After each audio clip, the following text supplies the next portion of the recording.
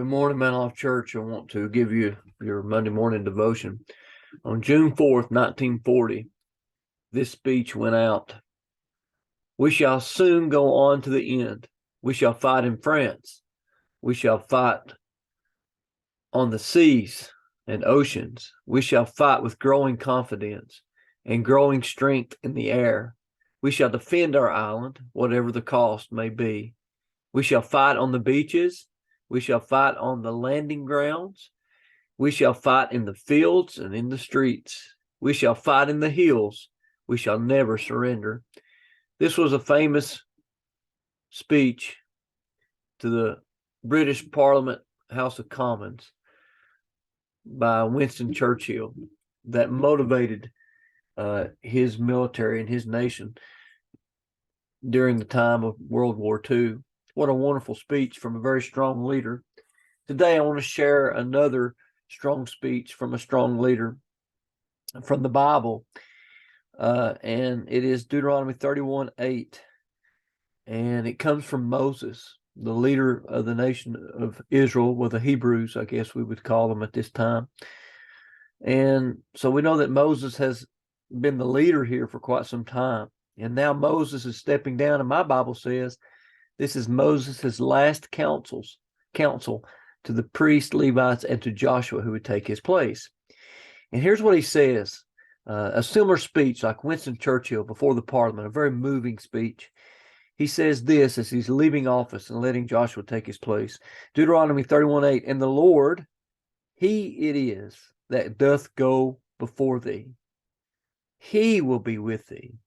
He will not fail thee, neither forsake thee. So fear not, and don't be dismayed. So as he's allowing Joshua to take his place, Moses reminds Joshua of the ever-present God. And that's what we spoke about yesterday. The ever-present God, the all-present God.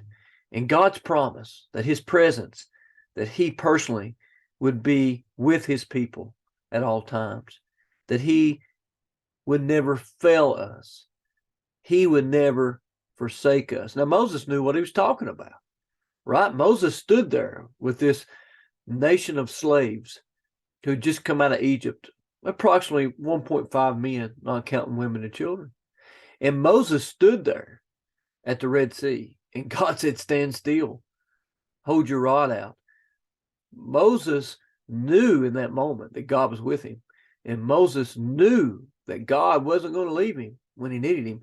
And Moses knew as he parted the Red Sea that God would never fail us. Through many times when the people would complain against Moses, in the hard moments, Moses knew throughout all the years that you just walk with God step by step. You be aware of his presence. You practice the presence of God and know that God is here. And in that, you'll learn that the Lord, it is he that goes before us. It's he that will not fail us.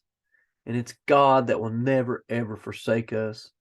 So there's no reason to be captured in fear today. There's no reason to allow your heart to be full of fear. Actually, it's a decision to not be paralyzed by fear, because he is here. God is with us. God will never fail us. God will never forsake us.